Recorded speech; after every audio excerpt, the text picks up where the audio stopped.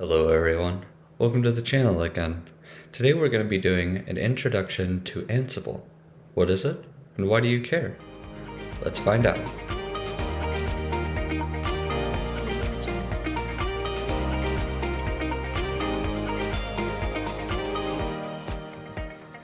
So before we get started, I would like to say I sincerely apologize for the very long time between the last video. Unfortunately, this is the third time I've had to record this entire thing. But the more you learn, and in the future, I'll have more knowledge and be able to produce these much quicker. So let's go ahead and get started. So I'd like to start off with talking about what is Ansible. Well, Ansible is an open source software provisioning, configuration management, and application deployment tool enabling infrastructure as code.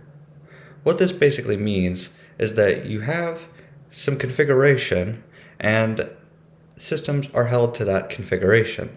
So you have sort of some code, some configuration files, and all systems that are attached to that will be held to whatever the configuration that's defined in that file. So for this reason, it's absolutely integral in infrastructure as code infrastructure. And since it's been out since 2012, February 2012, it has become a large part of most successful business operations and IT teams. It's completely open source. It is now owned by Red Hat, also known for their enterprise Linux distribution, and it contains a massive collection of community-maintained plugins. These plugins allow you to extend the functionality of Ansible and attach to even more systems than is defined natively. So I'd like to talk about what is infrastructure as code for a second. So infrastructure as code basically is the idea of code that is repeatable on many different systems, and this code is supposed to define the entire configuration for that system. This makes sure that developers don't go and administrators don't go and modify services on one system and not the other, and then over time that starts to drift apart and cause issues down the line where one configuration is different than the other and stuff starts to break down. So if everything is defined as code and it's repeatable, then that means that every server that's connected is going to have the same configuration. So what are some other benefits of infrastructure as code? Code, by its nature, can be easily versioned and fit into automated CI/CD stacks. What this basically means is that a lot of times you'll have a development branch, a staging branch, and a production branch. Each of these branches will be updated by a team of people, and when this team of people makes these changes, we want to be able to see who made those changes.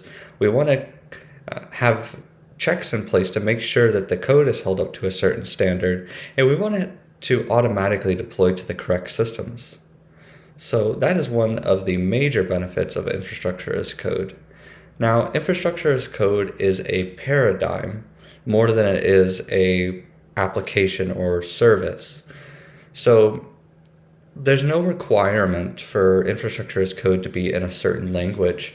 And a lot of the times it's in YAML, but it's certainly not required, as seen in Chef, for example, which uses Ruby. The idea still stays the same, though, for the most part.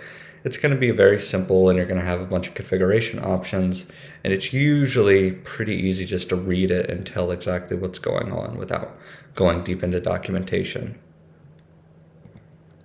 So what are some use cases for Ansible?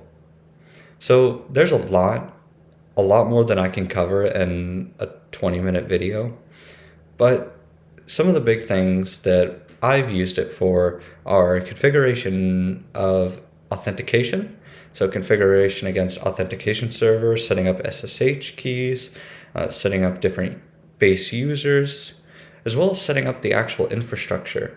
Now, infrastructure is not Ansible's ideal use case. There are some better tools out there like Terraform, Ansible isn't really built to be used with things like AWS, Azure, or GCP, the cloud platforms, like Terraform is, but it works very well with Proxmox, and it works well with setting up Kubernetes. It can also handle things like ESXi and vSphere, but again, Terraform is going to be a better option. And as you learn more, as we get into Terraform, you'll be able to make that decision for yourself as to which one is a better option. So the entire idea of it is if you can SSH to it, and it can be configured through a command or editing the file system, it can be automated. That's the entire idea. This isn't always true.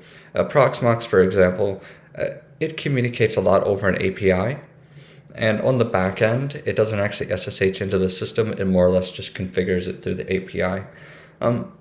But it still sort of stands. You can modify it through SSH as well. Great. So let's take a look at some code. So we're going to be taking a look at the code that we had ran in our last video at the end to test your. So let's take a look at the code that we worked on in our previous video.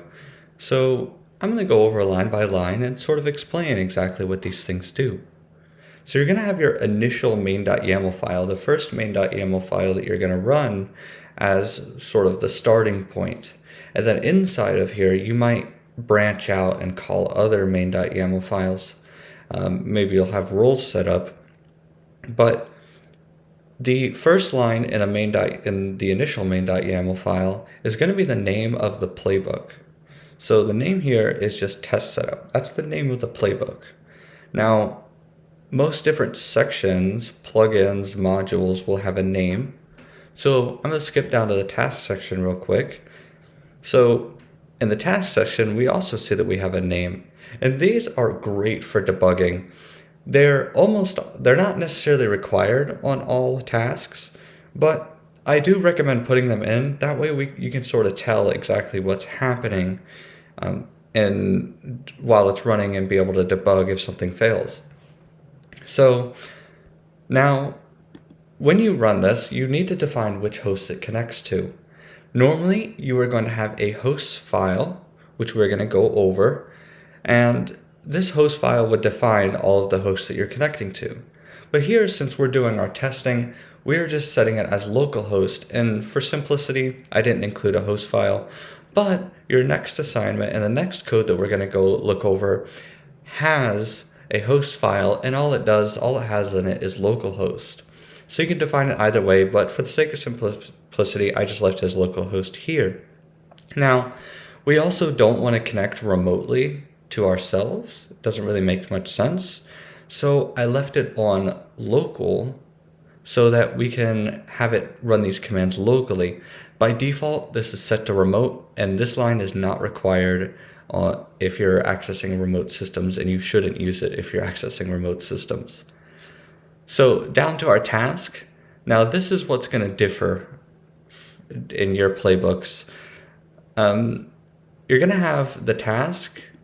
You're going to have some configuration options for the task itself, more like the module, but these aren't going to actually configure what it's doing. So the actual configuration of the copy plugin, the copy module, is right here. We're saying that we're copying to a destination the /itworks.txt. We're creating an itworks.txt file with the content it works. Normally, you're going to be using the source attribute to define a file located within the directory that you're going to copy to. And I would never recommend doing it this way, but like I said, for testing. Now, there are some sort of global options that are going to be on not going to be per module. They're going to be global, and they're going to apply to all different modules. One of these is the become. Because we're writing to the root of the file system, we do need root permissions. We need super user permissions. And in order to get those, we have to do become yes, which tells Ansible that we need to become root. Now this is not required if the command doesn't require root, but if it does, you will need to put it here. In the future, we'll learn more about Linux permissions and sudoers, and you'll be able to understand a little bit more how this works on the back end.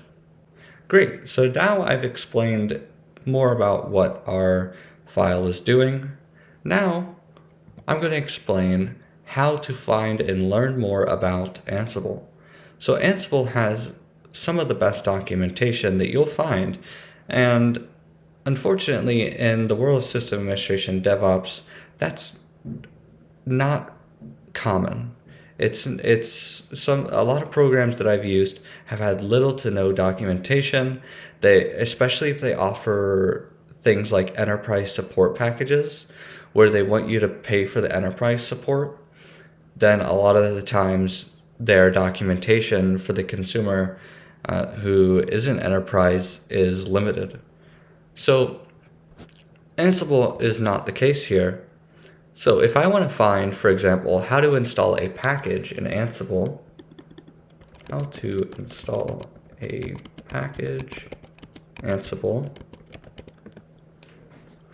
we see that we have a couple popping up here.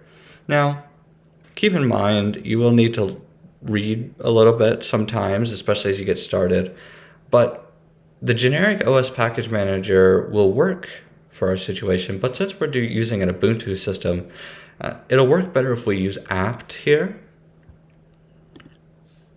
So we can look at apt, and then there's just a little notice here telling you what it's part of. And keep in mind, this ansible.builtin.apt, if it's a built-in command, you do not need to type in ansible.builtin. You only need to type in apt. Now for some Ansible Galaxy modules, you may need to type the entire thing. So there could be some requirements here. These are requirements that the host will need to have installed. Now Ansible requires that whatever host it's connecting to and running commands has Python 3 installed. Most systems nowadays do have it installed by default, and I'm pretty sure it defaults to back to Python 2 if Python 3 isn't available and it still works.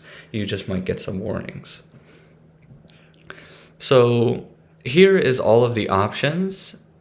You can go through and read more about this, but what we are interested in is the examples.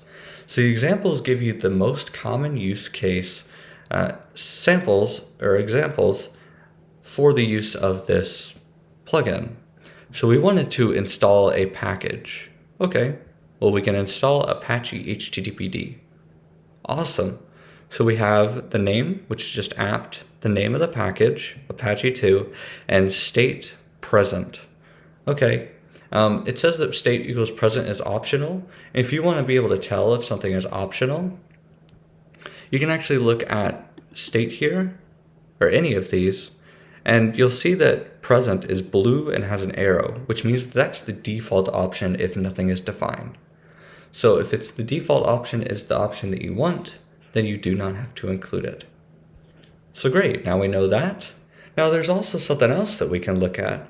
So say I want to upgrade the system. Well, apt also has an upgrade option. As we can see right here, there's upgrade dist.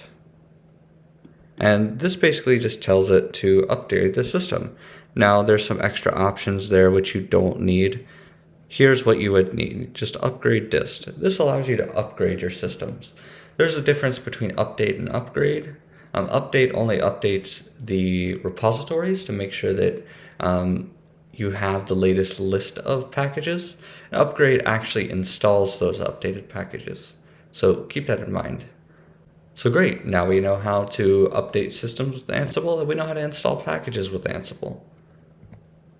So how do you use Ansible? How do you work with it? So this is going to be a very basic introduction. Next video, we're going to have sort of more of a crash course. But just to go over the basics, there are two main files that the code will have. There is a main.yml, which we already talked about, and a host file. You're only required to have the main.yml but I would definitely recommend having a host file along with it, because the host file allows you to define groups of hosts that can run different things using variables. You can pass variables per group, you can pass variables per host, and you can change those in the host file. It's super convenient. The initial YAML file will contain any global options as well as the initial tasks that usually will be calling other files, other tasks files, and that way you can sort of separate the concerns, especially if you have groups of hosts. So one thing before we continue on to the next part, I want to go over shell versus command real quick. So shell, whenever you use shell, Ansible connects and gains a full interactive shell. This is something that you would get whenever you log into a system. This full interactive shell allows you to do things like piping and redirection, but it's slow. It has to wait for the system to open a full shell. It's not very efficient. So when you're not dealing with anything special like pipes or redirection, then you can use command. Command is a lot faster. It's a lot better to use. Now, for our assignments, we want to use the least amount of shell and command plugins. The problem with shell and command plugins is that they're not idempotent. That means that when you run them, they're going to run every single time, no matter what. You will need to do extra checks outside to make sure that you're not like overwriting a configuration option or constantly running connection authentication setup. You only want to run the command once. So you need to run checks to make sure that you're not doing that multiple times, or you should be using an Ansible plugin to do this for you. Great. So now we got that out of the way. It's code time. So here I have another Ansible code file and main.yml and a host file. You are going to want to go ahead and download this from the Git repository linked in the description. But basically what we need to do is install Nginx and set up a custom web page. So that is what this file does. So I'm going to go over exactly how it does it. So first, to get out of the way, you'll see that we're using hosts all this time, which means that we're going to connect to all the hosts in the host file. And here, like I said, we have localhost. You don't require these. This just defines a group. The group is going to be all, but by default, all is a special keyword that will just run it on all systems listed in the file. Again, we're using connection local because we don't want to run this on a remote system. So now let's get into the tasks. Now, I don't really delegate this into other files, but normally you would. But since this is very simple, it's only in one file. Here we have, and most of these names are pretty self-explanatory.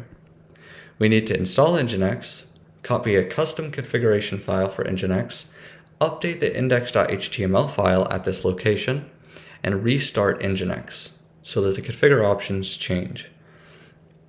So, as you can see, we have an apt package Nginx, which tells it to install the package Nginx. Awesome.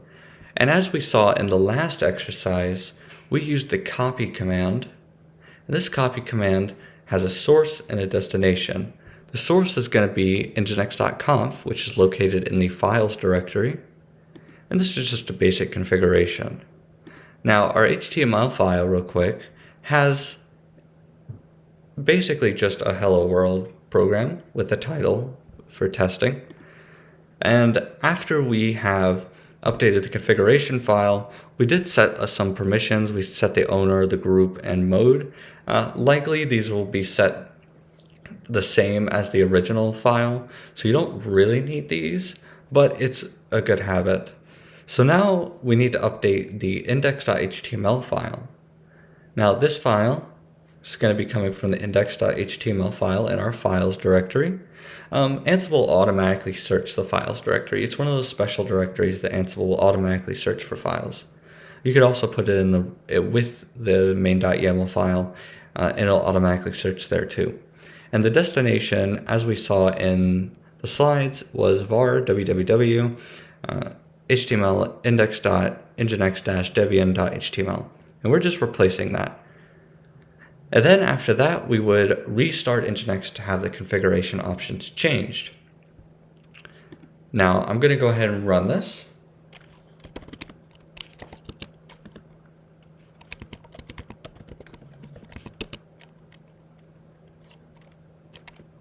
If I can spell Ansible.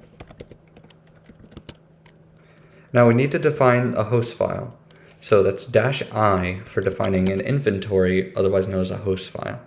-i, the name of the host, and then the name of the playbook, main.yml. Go ahead and run that. Let this run. And now I've already run this before, so it's already set up. But as long as everything here is okay or changed, it should be fine. Now, this restart Nginx is not idempotent, which means, as I stated before, it will run every single time no matter what. Now this is bad. We'll learn about variables in the next video. What you would do here instead is check if either of these have changed, and if they have, then restart it. But just for the sake of simplicity, it's only going to it's going to restart it no matter what. Great, so let's look at the changes we've made. So I'm going to go to the web address for this machine. And there you go. We see hello world with testing in the title. That means it worked. Awesome. So now you know how to set up an Nginx web server using Ansible, the entire configuration defined as code. So what's next? What's your assignment? So your assignment is going to be to look at the Docker install configuration, and unfortunately there's no package currently in Ubuntu for installing Docker, but you can follow the guide in the description, which is the official guide from Docker, and it's going to tell you the commands that you need to run, and you're going to go through and convert each of those commands or modify the required files with Ansible. There are some restrictions though that I want to go ahead and let you know. Use as few command and shell lines as possible. Ideally, you shouldn't need any. It's mostly going to be installing packages and modifying some files and maybe running an update every once in a while. But for the most part, you should not need shell or command. So great, so now you understand what the assignment is. What's next? So my next video is going to cover the Ansible crash course, where we're going to go over the basics of inventory files, inventory groups, variables, and playbooks, and explain how they all connect together and how we can change them and use them to make more complicated playbooks that allow us to be more of a power user and have more complex configurations. So great. Thank you for making it all the way through the video. If you have any questions, please leave a comment. Otherwise, like and subscribe. It really helps me, really tells me that you're interested, and I can continue making these videos. So I'll see you next week for the next video. Otherwise, have a great day.